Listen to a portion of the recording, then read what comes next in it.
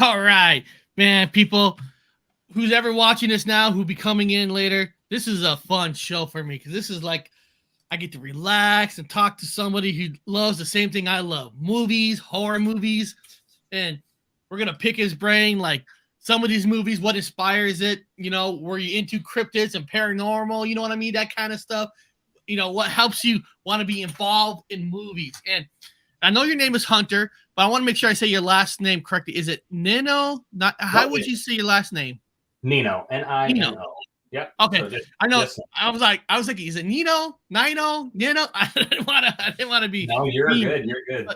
But I gotta say one thing right off the bat, Hunter. I gotta say one thing off the bat. I know a lot of people. This is probably the first time that they're meeting you for the first time, and I don't even know you all the way yet, but I already have so much respect for you. And Thank people in the chat, and I'll tell you why I already have so much respect for them.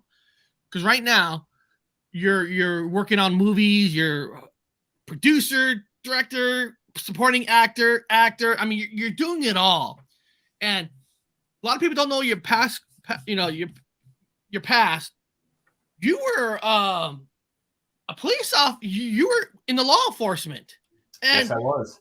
And the law enforcement itself. Of course, we all have respect for it, like military. You're putting yourself on the line to protect people. That's a career in its own. Yeah, absolutely. That's a full-time career. And you've decided one day that your passion for movies is just more than being in law enforcement. You walked away from a lot of career that's for a lot of people for your love and passion. A lot of people can't do that. It takes a lot to do that. So I'm going to ask you right off the bat, before we start showing some of your trailers, like what was it? Like you woke up one day and said, you know what? I don't want to be in the law enforcement no more. I want to do movies full time. What was that? It's it just came back to my overall level of happiness. I've seen a lot of stuff. I've done a lot of stuff. And in the short amount of time I was a law enforcement officer. And family comes first, and, happiness comes first. No amount of money is worth happiness. And doing movies and acting in the movies, producing movies, all that stuff is where, I'm truly happy. That and spending time with my family. So I couldn't ask for anything better than get away from that lifestyle to have more free time to work on stuff like this and really dive as deep into it as I could. And I've been very fortunate and blessed with everything that's came my way and everything that's coming my way. And, hopefully one day, all these guys that are in the chat, Danny, Connor, all these people, I hope they can, recognize me or get to know me and be like, hey, yeah, we love seeing that dude. So, oh yeah, well we know Connor knows you because Connor. Oh yeah, absolutely. Connor. He's like, Eric, dude, you got to meet Hunter. This guy is, he's producing, he's acting. I mean, he's like one of us.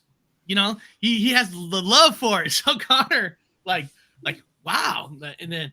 Like, wow, because, Connor is promoting the Woodman. Yes. That. And what I'll do for people real quick, I'm actually going to show the trailer of the Woodman, and we're going to talk about your past movies too. Yeah, absolutely. But let's show something that is going to be coming out. And where did I even? Oh, there it is. There's the Woodman. Here we go. Hi, my name is Dr. Scott LaRoche, Doctor of Anthropology. I received an email with a link to a somewhat disturbing YouTube video of a couple being attacked in their camp up in the mountains of Tennessee. What's up, guys? It's Connor from Bigfoot Anonymous, and we're in the Appalachian Mountains. We've been researching for the past few months after there's been a plethora of cryptid encounters in this area.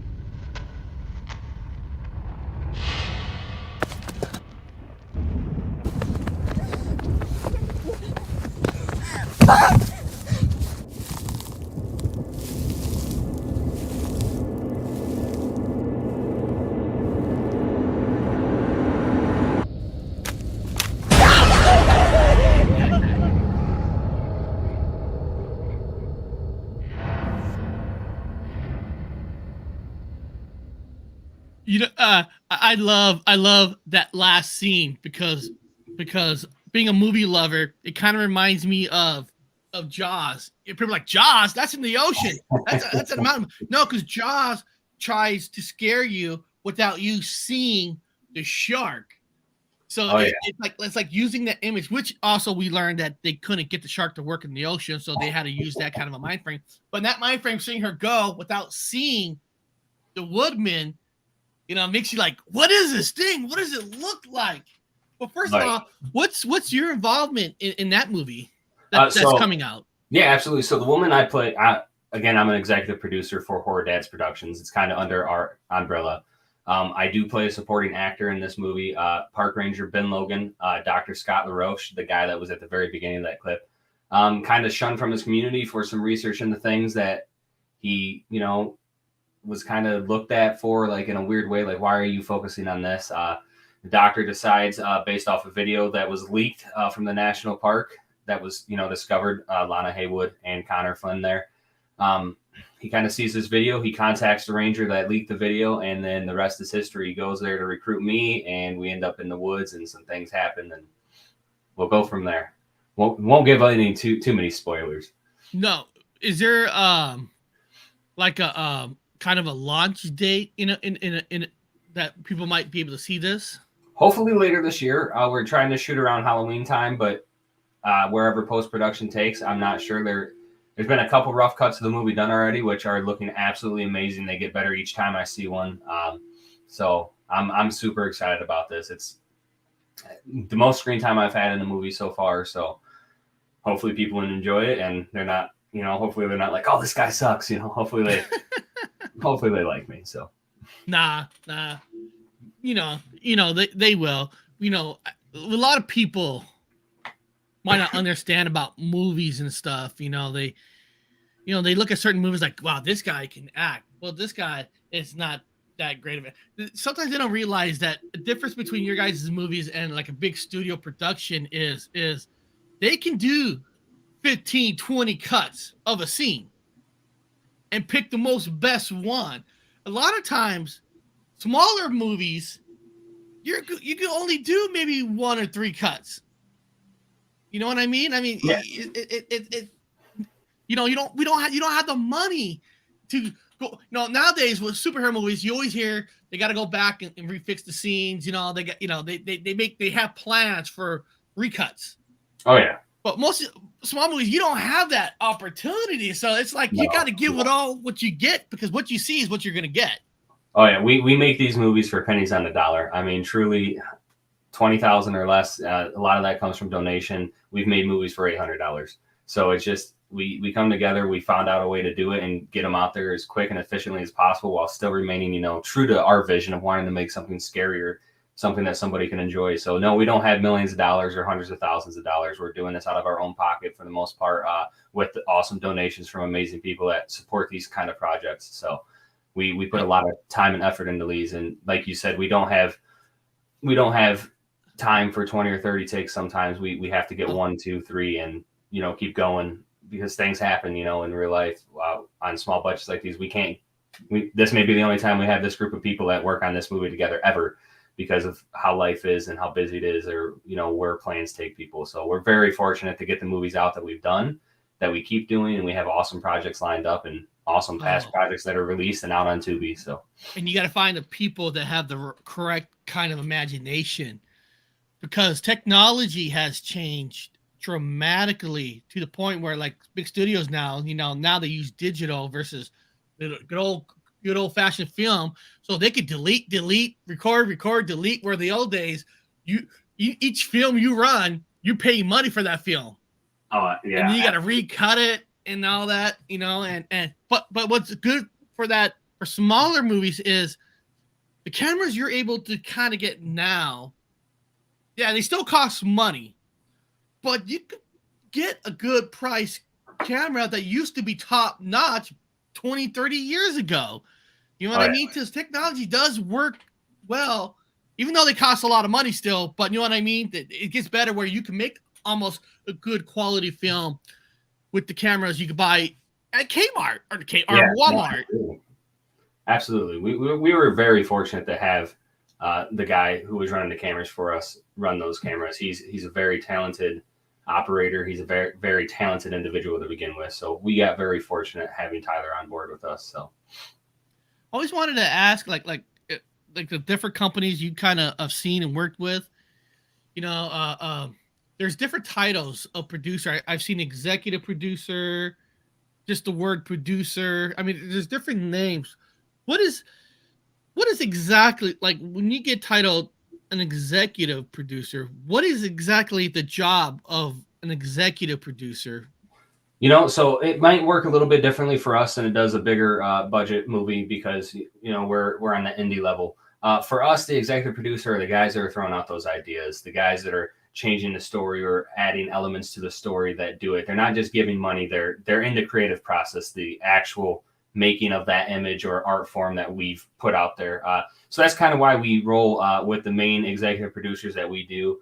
And that would be the bigger difference between our executives or associates. True. Somebody that wants to be involved in a movie and have their name attached to it as a producer can donate. If they so wish, they can give us some money and be like, hey, I really support this project. They don't necessarily have a say in the creative aspect or element to it.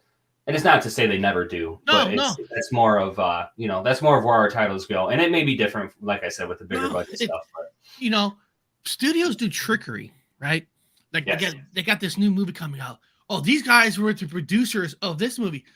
Some movies, like you're saying, some producers are people who actually, I hate to say this, bring coffee, or they work on like raising money or working on studios to sign on, and they get the producer credit. So producer is just not one thing. It could be 100 different things. Yeah, absolutely. And all that. That's exactly what it can be. And you're executive producer on your smaller film. You have more duties somewhat because you don't have a lot of people. Like, you guys got to make decisions on the spot. You don't have a department for this or department for that. Oh yeah, absolutely. And that's why, like I said, the umbrella of Horror Dads Productions under my name right there. That's our company. There's 4 guys in there right now. There's myself, Dylan Brown, Joshua Brucker, and Michael Rock. All of us are kind of like the creative elements of the movies that we put out.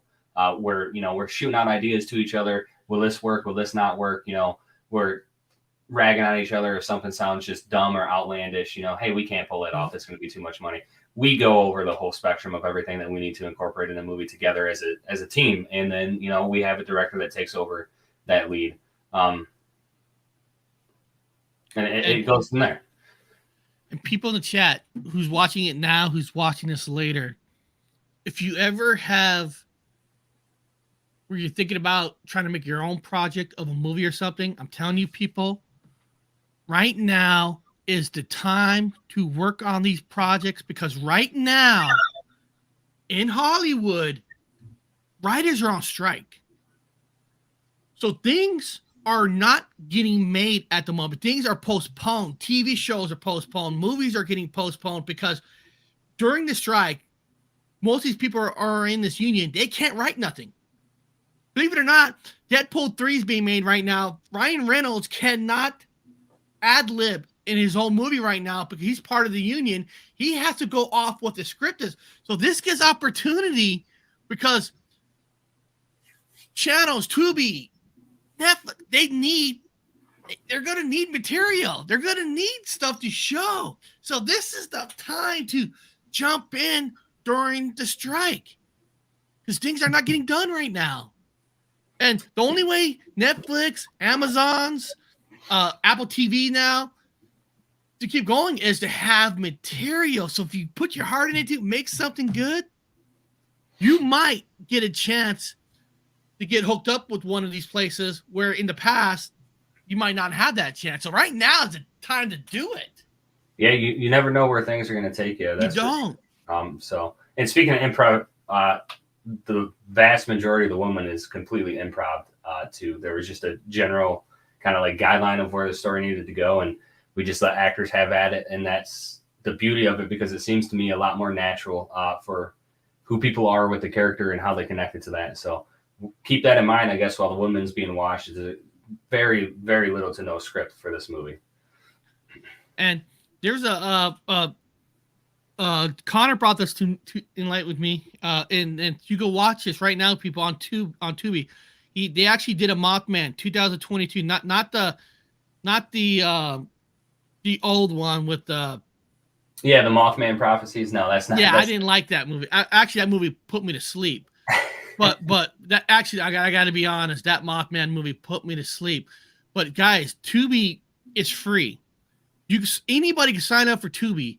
You just have to watch the ads. No big deal. And they're right now. You can watch their 2022 Mothman on there. So I do have the trailer for it to give you guys an idea of the 2022 Mothman. People, remember 2022, not the older one.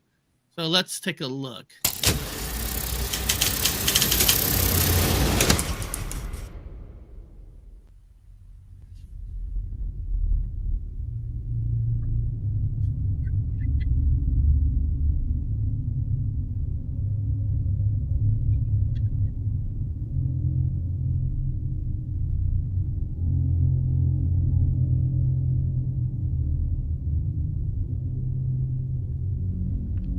We encountered something tonight.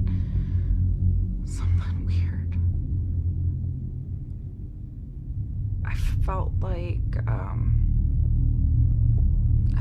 Dakota was talking to me.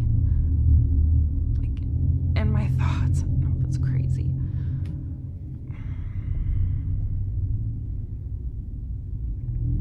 I just don't know anymore.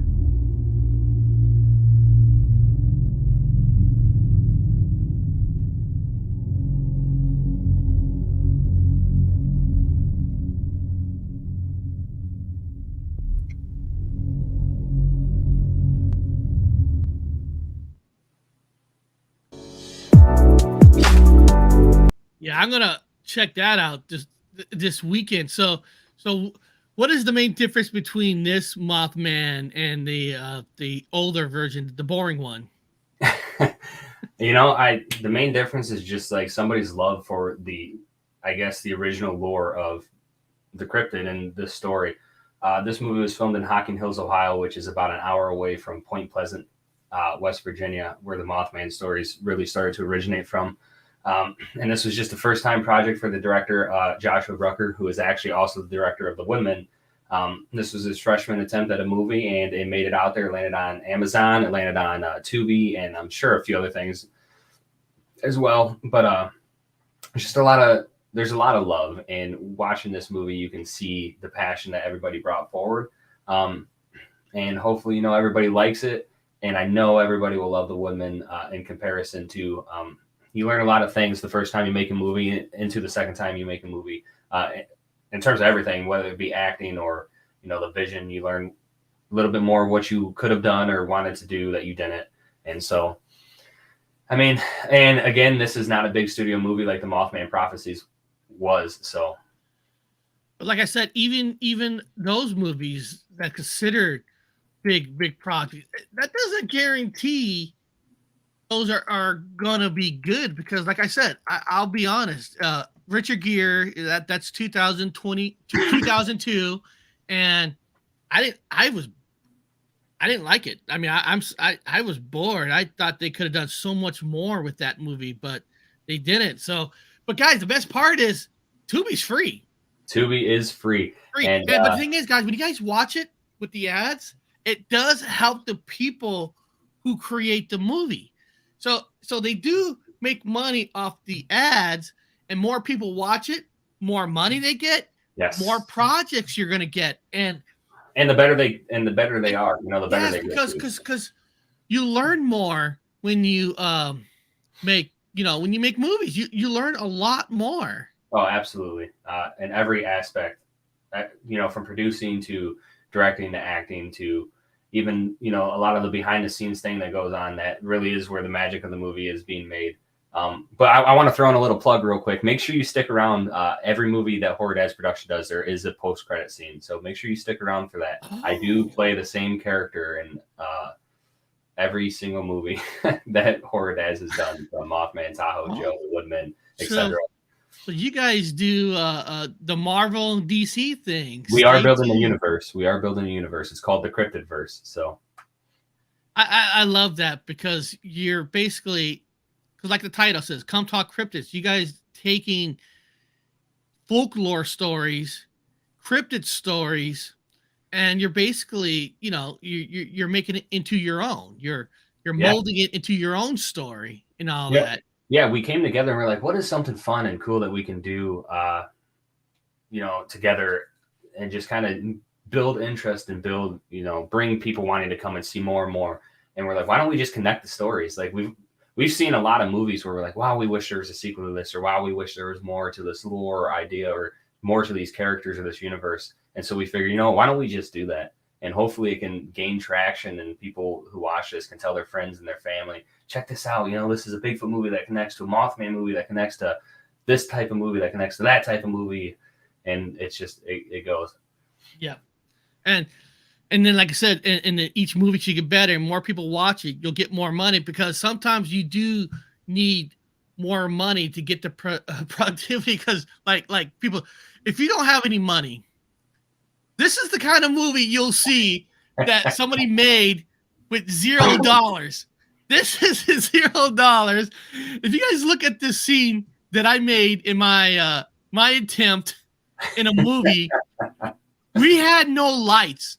We had no camera lights. So the green screen behind me, watch. You guys will see how bad it is. For FBI to study fucking decomposing bodies. This is not a graveyard. The grave I'm talking about is over there. You told me this is where we're gonna find those ET videos.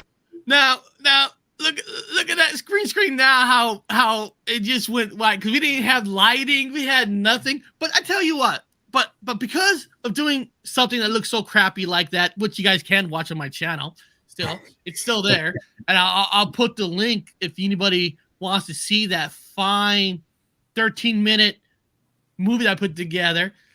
But even though we didn't have no cameras, no lights and all that, but it is fun learning, because even doing that crappy thing, we learn to put notes, put it here, we'll do this here, and then you ask yourself, if we had a little bit more money, had a little bit more lights, more of this, more people acting, you know, you never know what you can come up with. Hey, you know, the thing about that, though, is everybody's got to start somewhere. So if you have to make something that's bad that everybody will laugh at and judge, get it out of the way now. And that way in the future, people can look back on that and be like, wow, I can't believe how far this guy's come, you know.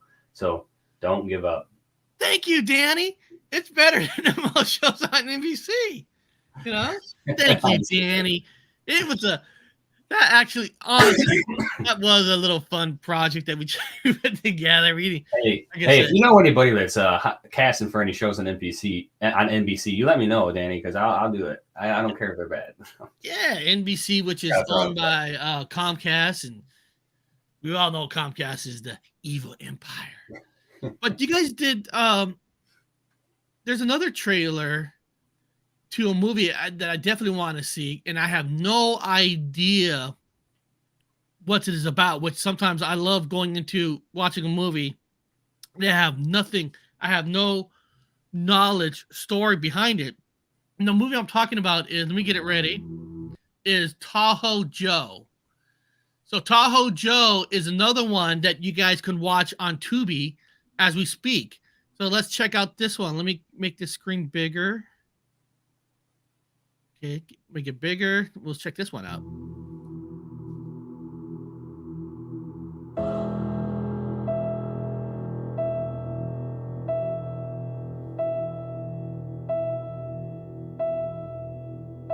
I can honestly say that the last thing I thought I'd be doing this year would be setting out into the Sierra Nevadas, making a Bigfoot documentary.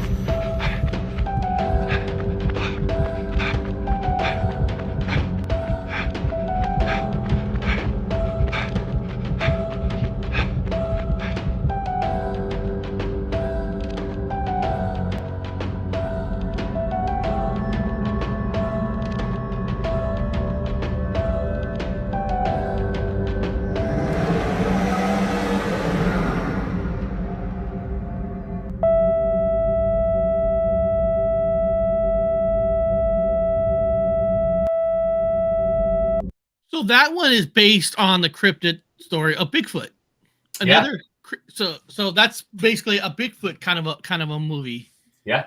Yep. And all that, and God, I'm so excited this weekend to get on Tubi and check that one out. And good news for everybody, there is a sequel coming. That movie get very popular there for a minute on a lot of horror groups on Facebook and just kind of around the web.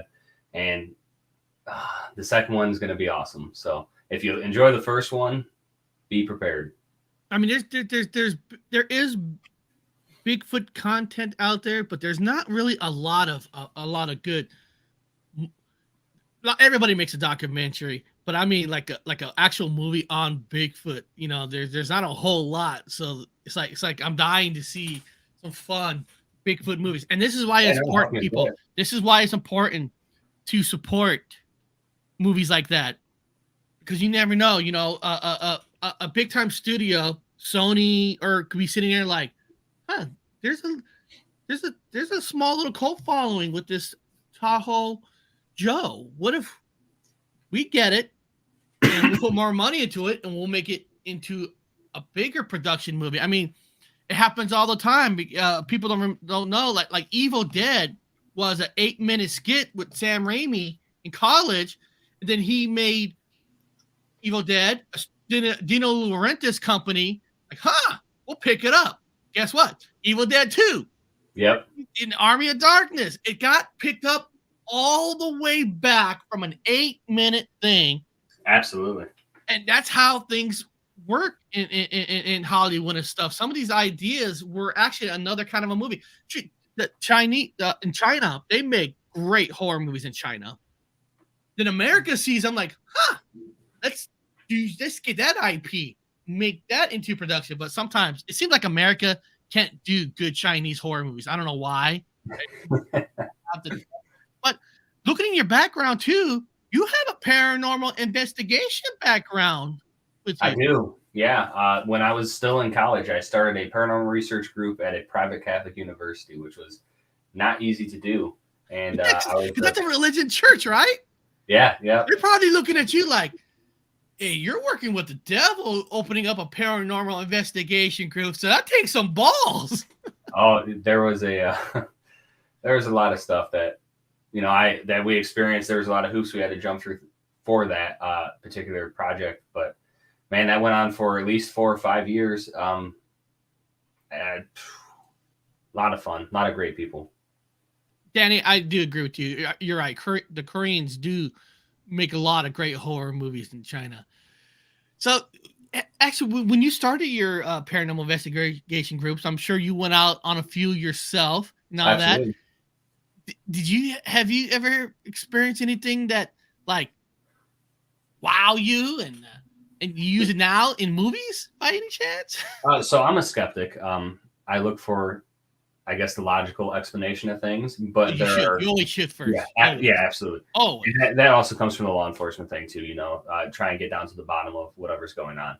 But there are things that happened that me and several other people while running this group experienced. And is there any how do you want to say? Is there any inspiration for some of the movies we do? You could definitely say that. We haven't done a straight up paranormal-esque movie yet.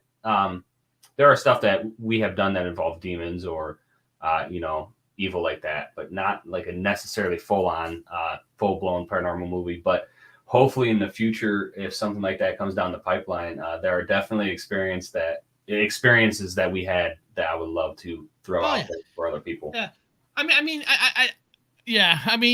mean like you went on investigation. There's gonna be a movie based on investigation, but sometimes what might have scared you, what might have scared him. You saw something you know what? In this movie, I remember I got scared because I saw this. Let's use some of this in this movie where something's there, but you can't see it.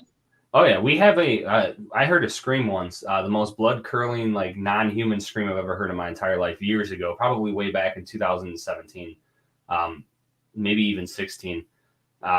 Just this blood-curdling scream that scared the lights out of me, and we could not explain it. There was nobody else in that building but us. Came from the basement. The Woodman actually has a couple instances where there are screams from things going on that kind of resemble that in a way. again, I didn't design it that way. It's just kind of weird how life, you know, interjects itself sometimes into the project. It's like the full circle kind of Yeah. around. That's kind of funny. Long Island Bigfoot. I lived in Korea. He was in the military, so I'm sure he lived in Korea while he was in the military. It's horrifying. What's horrifying? He's heading to the dentist, so hopefully you're not getting something done. Because I always hate when they drill. You always feel it. They don't always give you enough numbness. You're like, so Mike, when you're at the dentist, you tell them numb the shit out of it. You don't want to feel nothing. What is it? I sure don't when I go to the dentist. Have you think Korea is bad? Visits Philly sometimes. Actually, Philly. I lived close to Philly, Danny. I live in Frederick, Maryland, and I worked for Comcast during that time, and their headquarters is in Philadelphia. So sometimes we stayed at the hotel in Philly.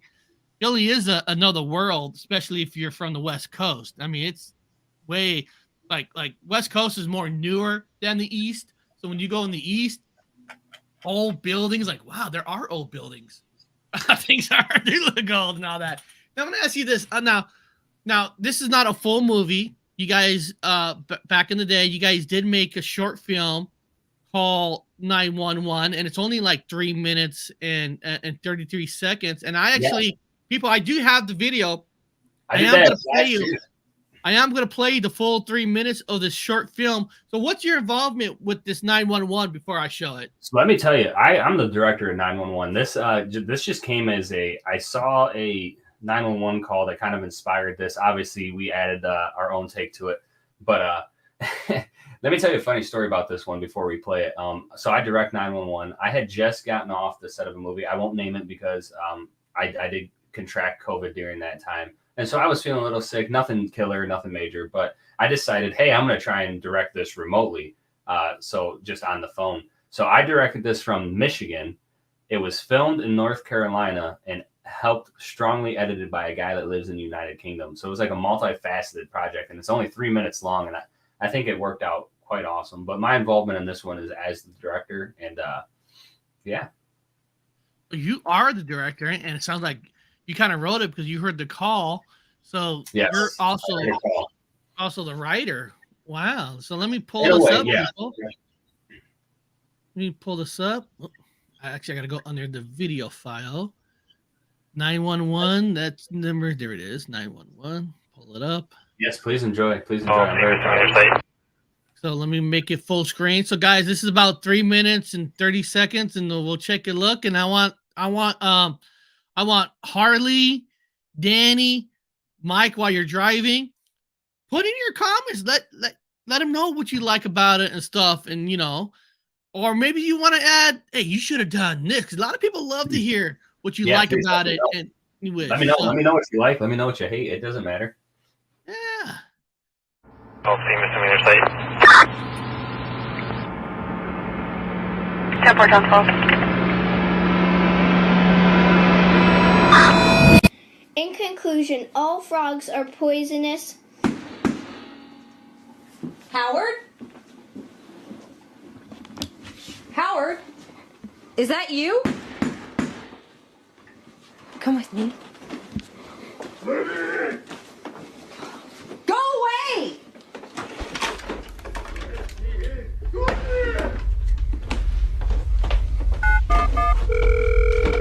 Olympic County 911. What's the nature of your emergency? Hello? Ma'am, hello, can you hear me? Ma'am, are you there? There's somebody trying to break into the house. What is your name and the address where you are located?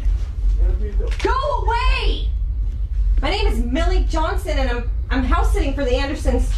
I'm at 127 West Terrace Avenue. Central to 416, 425, 432 to 127 West Terrace Avenue. Away! Ma'am, did you just say you're armed? Yes, I'm armed. Central to responding officers.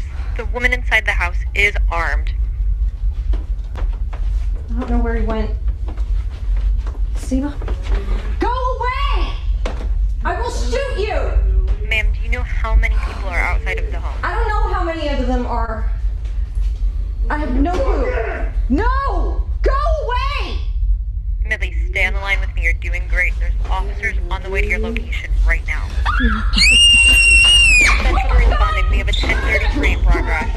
There is a child. Millie, I need you to stay on the line with me. Talk to me. What is going on? Millie, are you there? Millie, I need you to stay on the line with me. Central to all reporting officers. We have a 1033. This is now a priority call. We need all responding to step it up. Millie, are you there? Millie, talk to me. Are you safe? We're all fine now. There seems to be some kind of disturbance in the house. I want to go check it out.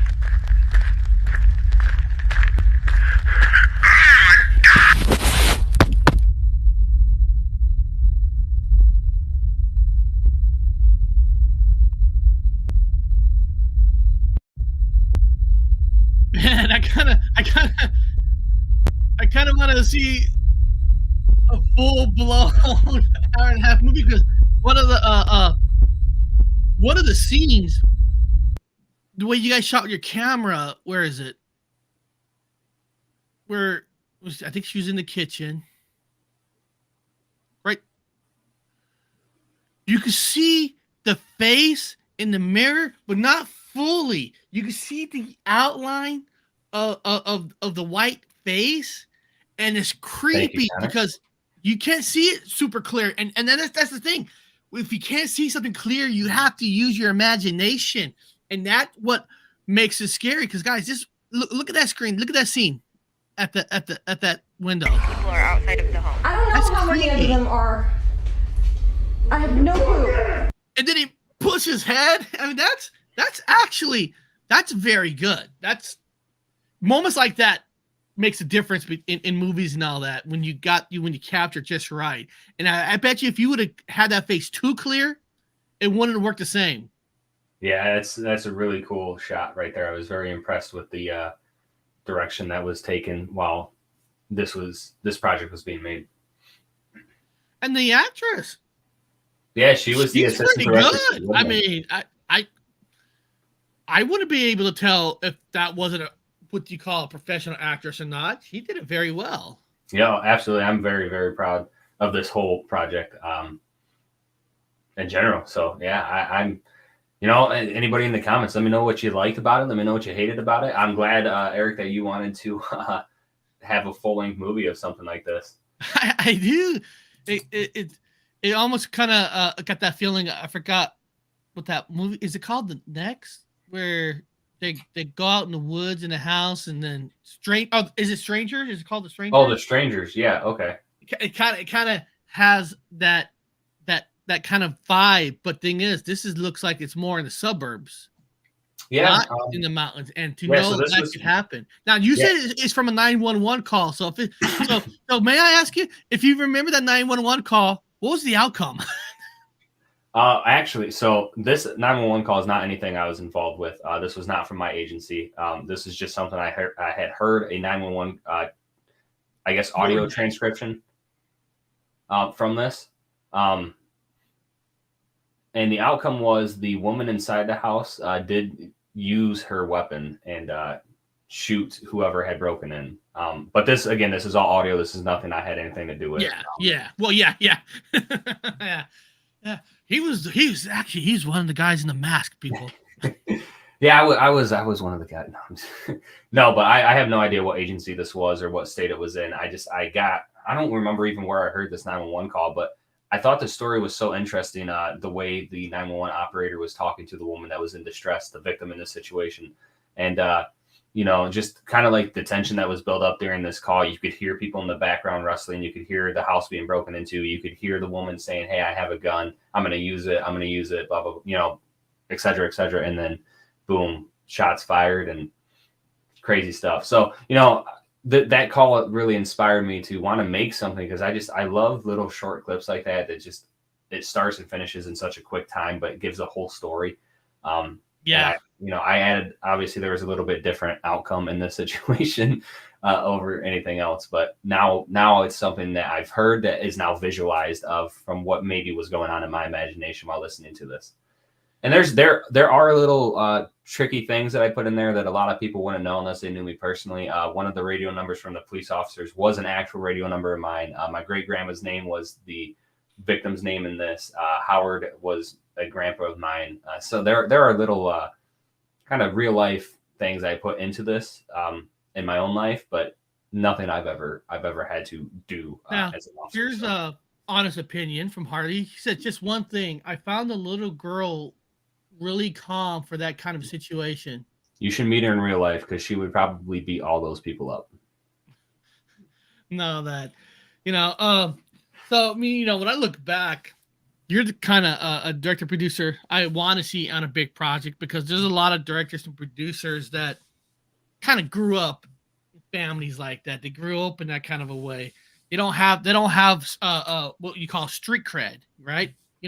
I look at you at one time, you had a paranormal investigation group working with people.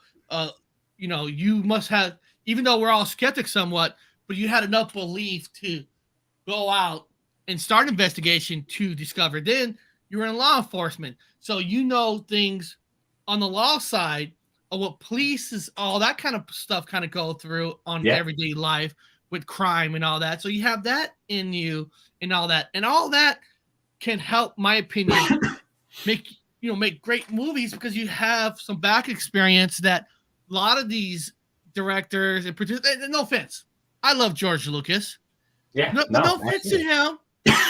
He did grow up in a kind of a rich San Francisco family, race car driver, had a lot of things. So there's something, I want to say he had that like street cred and all that, where you have experienced life that can show up in your movies. I have, and it helps a lot. I'm actually going to direct a feature-length movie. I'll be honest, directing is not my forte. I don't care much for it. Is it fun to do? It can be, very much. So, however, there is a project I'm going to direct. I don't know exactly when. Maybe we'll start it next year, maybe the following year. It's called 1033, which is an emergency radio code, at least in the department one of the departments I used to work at. So that's the title of the movie. It's 1033. And it's going to follow police officers through body cameras and a few other perspectives, and it's going to be crazy. I don't want to say too much about it because I want it to come as a surprise whenever we do start doing it. But that'll actually be the first huge collaborative effort that Horror Dads does by more than one director. I'm going to kind of take the reins on it, but be assisted by Joshua Brucker and Dylan Brown during that process. And I am so pumped for that. It's going to be by far our most expensive movie. There's going to have to be a lot of funds, but it's going to be something that I haven't seen done really the way we're going to do it. There are movies that obviously inspired it. There are movies that inspire everything. There are situations that inspire everything, but for the most part, it's turned into what could be a huge project, and I am super excited and pumped, and I just wish like things would start rolling, but there's so many ideas and stuff that we have to do and finish first. So I always ask myself, like, what would I want to do in a movie? Would I rather be a director or a producer? I used to think that too. And I kind of rather, if I had my opportunity, I kind of like the producer side where I'll get the professional people with the camera to do it, but I would like to be a producer where I get to help with the story and, kind of have an idea and tell the guy what I'm looking for, more of that kind of a deal. But by you directing does help you get different kind of skills, because now you're just not working behind the scenes with a story. You're working with the people on what you want. Because sometimes when a movie's bad, people say, "Oh, that's a bad actor." No, the actors ain't bad. It was just a bad script, not a bad script, a bad director. Because you can they made Legos into a movie.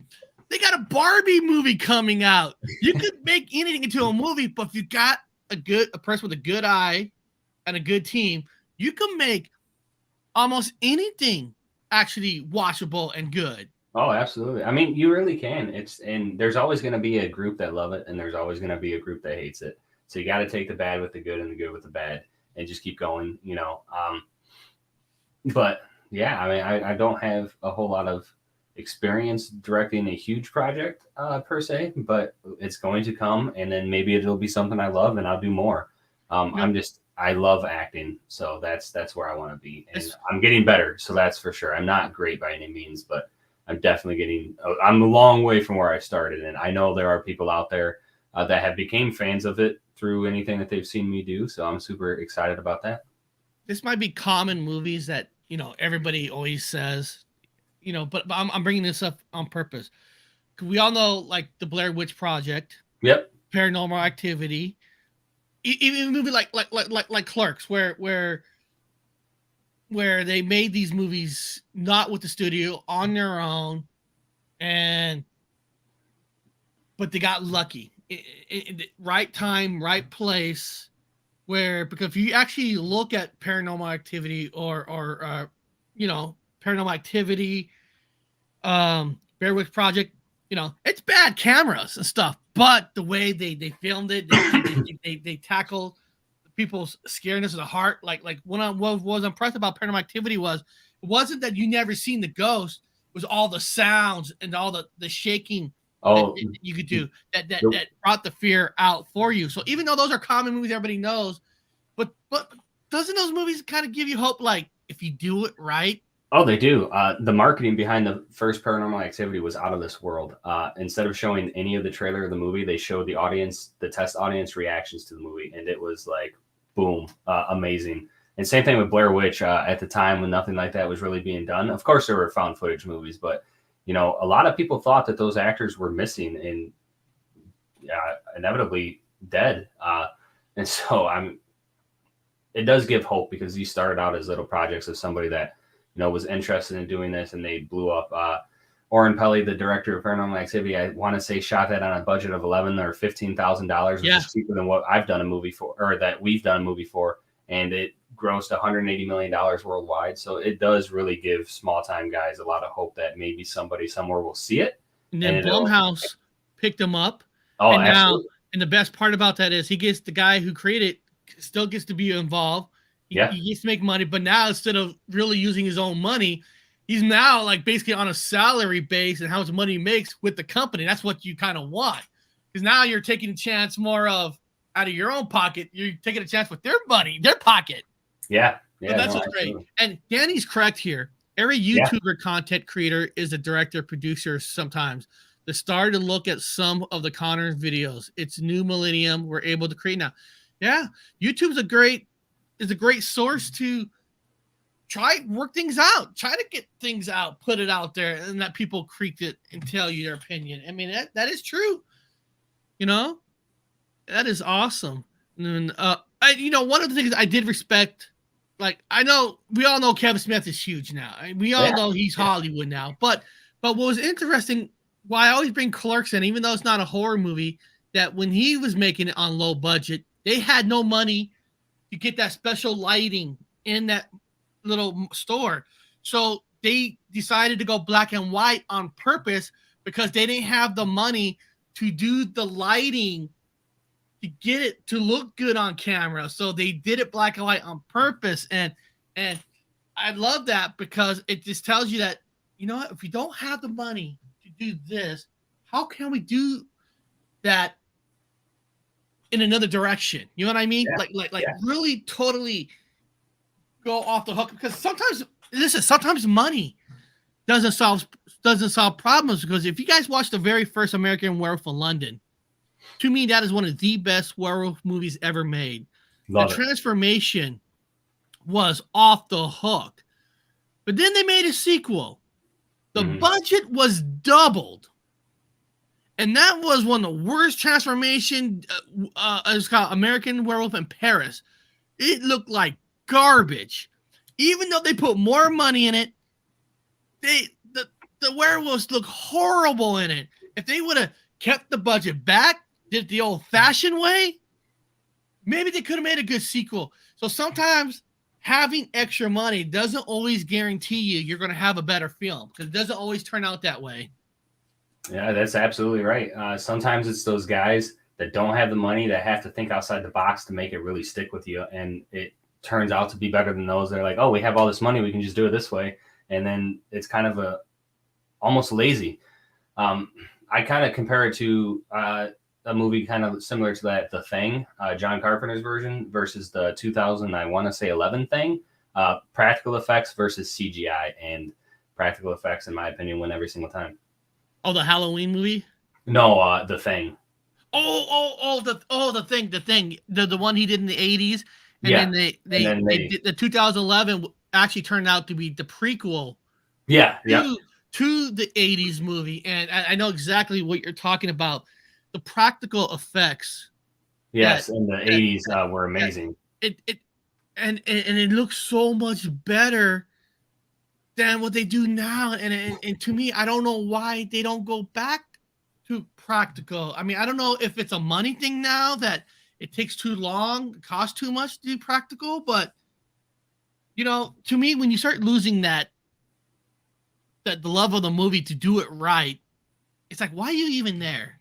Right? Yeah. Why are you even doing it? What was remarkable, like the Halloween, $300,000 to make that movie, for an independent Hollywood kind of movie, $300,000 is not a bad little budget. No. And what was so great about that movie, if you guys watched the original Halloween, why I love that movie so much is watch the movie. You never see a drop of blood.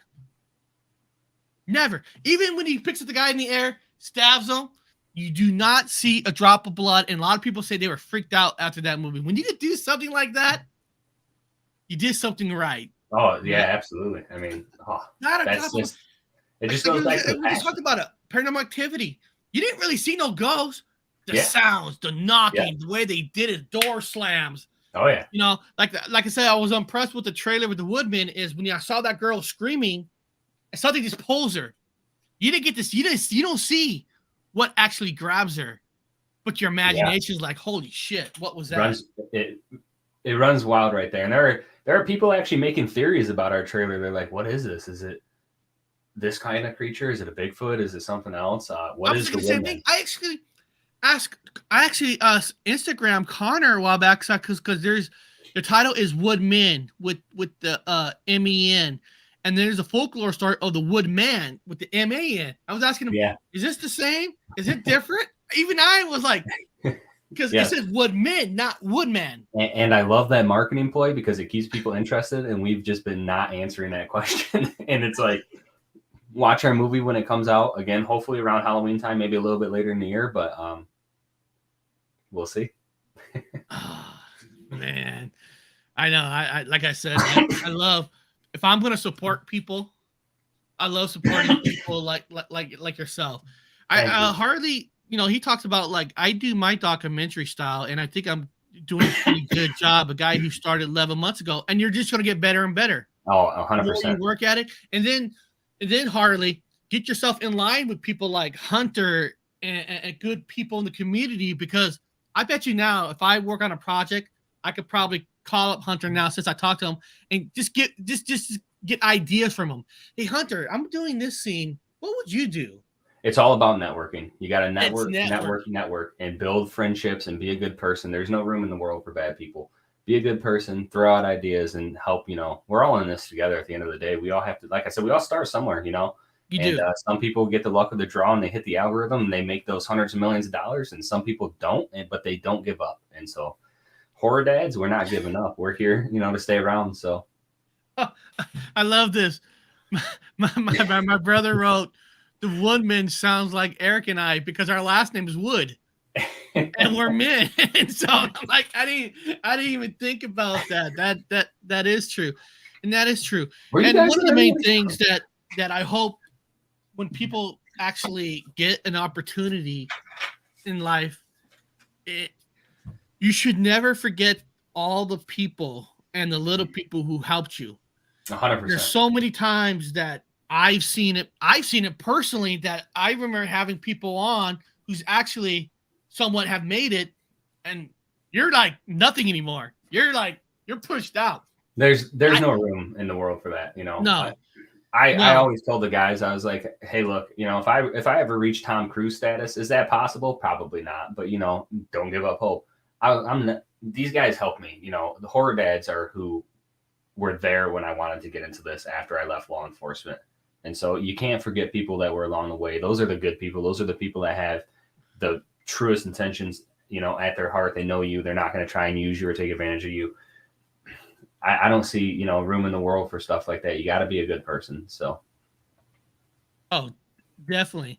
And guys, we're about to we're gonna told us we're gonna wind down, but I wanted to. What? Where is it? Hold on. I don't know why I had a brain freeze on a name. Where is it here? One of my favorite directors is, of course, was a TV kid actor, Ron Howard. And one of the things I love about Ron Howard is he always puts his brother, Clint Howard, that's in these B movies like Evil Speak, you know, because Howard, and he puts him like he's like a trademark in all his movies. And there are certain directors that always has like a favorite kind of actor they bring along, even though they made it here. They bring people along, and that's what I love to see people do. You know, Sam Raimi used to always put Bruce Campbell in a lot of his parts, like one scene, like his trademark. And that's just saying, I know where we came from. I started with them. If I have an opportunity, I'm going to put some of these people in there because, you know, Clint Howard's not a director like his brother Ron, but Ron still puts him, you know. Yeah, no, absolutely. And we do something similar to that, you know, we meet these awesome people. Maybe they're just production assistants, or maybe, you know, they're just doing something simple for us on these productions, but they're so cool. I mean, Connor is a great example of this. You know, we're like, Connor, man, you're such an awesome dude. We love for you to help us out in any way you can. And you're invited on a lot of our sets, especially, you know, Tahoe Joe too. He's such a Bigfoot guy. And he is. It's simple to, you know, meet somebody awesome like that and then bring them on board and then just, you know. Well, you know, people like Connor, they're the real deal. They're like they appreciate anything that kind of give it. You know, Connor, for a while, you know, he told the story. He lived in his car. Oh yeah. You know, he doesn't live with a silver spoon in his mouth. You know, so he has a lot of appreciation, and like he's like messages me. He's like, "Hey, dude, you'll love Hunter. You want to talk to this guy?" You know what I mean? I mean, he doesn't. He's got all these projects, but he still has time to message you and say, "Hey, you should talk to this guy. He is great." You know what I mean? It's like he helps. He actually helps to create a network to a lot of different people. 100%. I mean, anybody that is wanting to do, you know, stuff like this, get a hold of me, you know, because if there's room anywhere that I can throw a name or a suggestion or anything, it's there, you know. And Connor is one of those people that are right there with us now because he's just such a, like you just said, he's such a real, genuine dude that appreciates, you know, the finer things, and that's awesome. And I am super glad I met Connor, by the way. I mean, that's great. And this was only a couple weeks ago. I mean, this was 3 weeks ago, I think I met Connor now. So if you and I could figure out how we could bottle his energy and stuff, dude, you and I will make money. I remember the first time I interviewed him, he was just sitting on his bed because at the time he wrote books. But now, since him just writing books, he gets himself in the movies, and now he's going to conferences. He really pushes himself out, and it just inspires you to say, "Push yourself out, do it, just do it." And you yourself, he has quite the following on TikTok too. So good for him. That's like 100,000 people or something. I got 36,000 now. And yes, but like I said, I'm inspired by you in a way where you said, you know what, you know, the police force is a respectable career that a lot of people retire from. I actually have a cousin who's a highway patrolman that's going to retire, you know, so to take a chance to say, you know, I'm going to go into this because this is what I love. That takes a lot of balls, a lot of strength to do that. It does. Like I said earlier, it takes a special kind of person, you know, and I have the utmost love and respect for law enforcement. This is something I wanted to do a little bit more than that. And so right before we go, is there anything you want to tell anybody for the last word? You know, just if you guys are interested in Horror Dads Productions or any of the trailers or movies you saw, please, you know, follow us or pay attention to what we have out there on Tubi. And yeah, that's really it. You know, just tag along on a great adventure. And then, man, well, I don't know what I'm having a brain freeze because I'm having wow. I'm actually having a brain freeze because, okay, here, on Monday, guys, I don't have the link up yet. Monday's show, I have Robert Earl White coming on that is going to talk about his alien abduction story that he's felt that he's he was taken. Wow, that's So interesting. we're gonna talk to him on Monday and find out. I don't know what's it like. I mean, what's you know what I mean? And I always tell people, I don't force anything, any beliefs on anybody. It's up to you what you want to believe in. I'm not telling you he really was abducted by aliens. The only person that really knows is himself or anybody who's with him. I wasn't with him. I can't verify if he was or not, but let's hear his story and we'll come up with our own conclusion. And everybody has every right to have their own conclusion to whatever story you hear, you know? So beyond that, I want to thank Hunter for coming on here, and he's got the perfect name for Hollywood too, Hunter Nino. Thank you. I appreciate it. you got the name. You got the name, and having the name is half the battle. So beyond that, people, we'll talk to you guys later.